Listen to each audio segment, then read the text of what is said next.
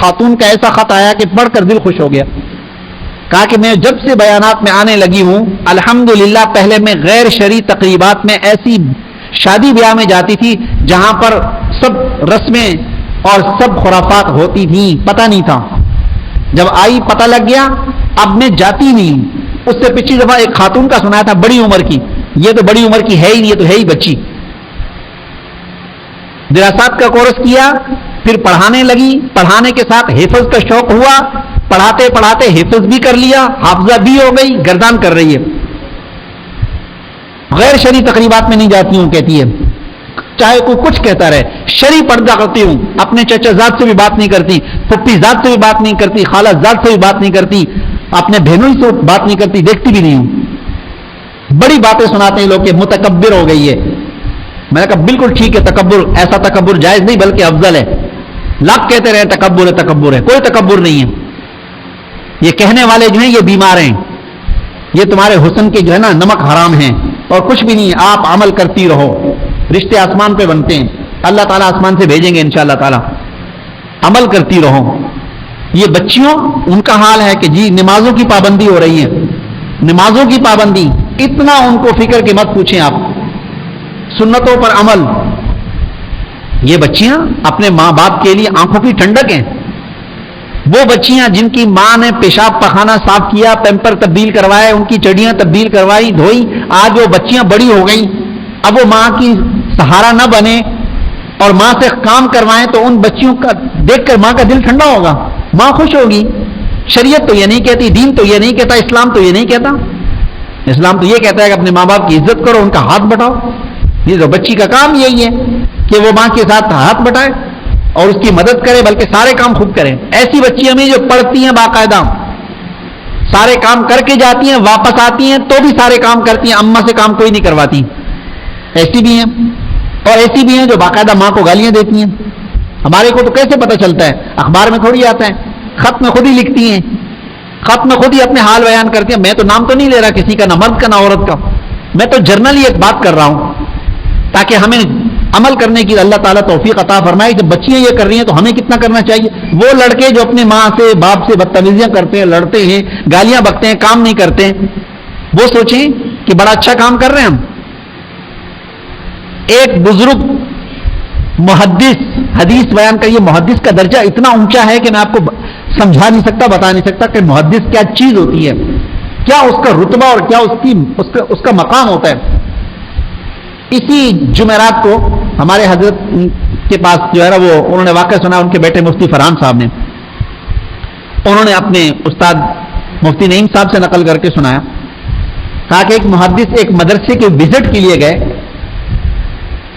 جیسے ہوتا ہے کوئی بزرگ آ جاتا ہے تو لوگ اپنے اداروں میں لے جاتے ہیں. تو وہاں مدرسے میں ایک طالب علم تھا، استادوں کی بہت محنت کے باوجود کمزور، اس کو یاد ہی کچھ نہیں ہوتا بیچارے کو، بھول جاتا تھا. تو اساتذہ، ناظم، تعلیمات اور محتمم سارے بچے سے پریشان تھے. تو اس محدث سے کہا کہ حضرت یہ طالب علم بہت کمزور ہے، اس کے لیے ہم سب کوششیں کرتے ہیں، یہ پڑھ لے کسی طریقے سے لیکن اس کو کچھ یاد نہیں ہوتا، آپ اس کے لیے دعا کر دیں. حضرت طالب علم کو آگے کر دیا. وہ محدث طالب علم سامنے آیا تو اس محدث نے پتہ کیا پوچھا؟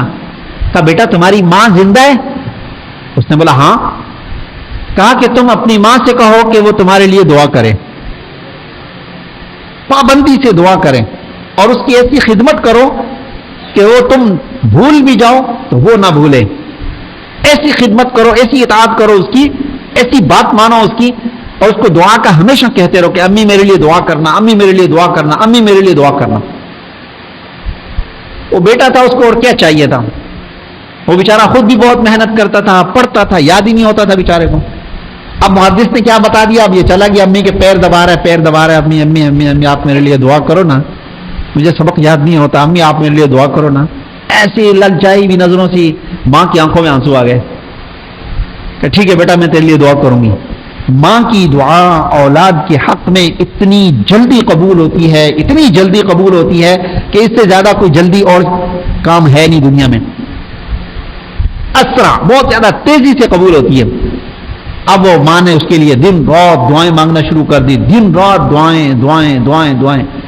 چند مہینوں کے بعد ایسا انقلاب آیا کہ بچے کے اندر ایسا لگا کہ اندر کوئی اس کے اندر نئی مشینری آ گئی، بچے کو سبق یاد ہونے لگ گیا اور بچہ پڑھنے لگ گیا، بچہ پوزیشن لینے لگ گیا، آگے بڑھنے لگ گیا۔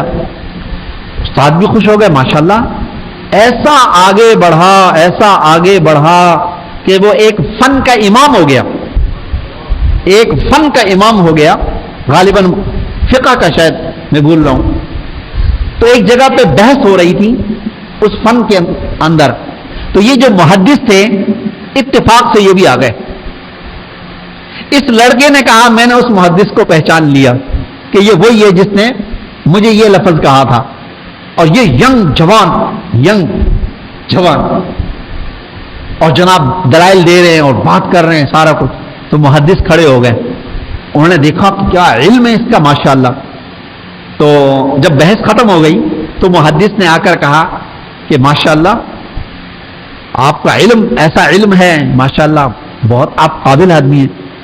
تو یہ فرمانے لگے کہ میرے دل میں آیا، انہوں نے پوچھا کہ آپ نے یہ کیسے حاصل کیا؟ تو وہ کہنے لگے میرے دل میں ایک دفعہ تو خیال آیا کہ میں اس سے کہوں محدث سے کہ تیری ماں زندہ ہے، لیکن پھر میں رک گیا، میں نے کہا نہیں یہ بے ادبی ہو جائے گی، تو میں چپ ہو گیا، میں خاموش ہو گیا۔ میں نے کہا نہیں، اس نے مجھ پہ احسان کیا، اس نے مجھے ایک گر بتا دیا تھا، اس گر کی برکت سے آج اللہ تعالیٰ نے مجھے اس مقام تک پہنچا دیا کہ میں ایک فن کا امام ہو گیا۔ یہ ماں کی دعا۔ ایک اور قصہ سناؤں آپ کو، ہمارے استاد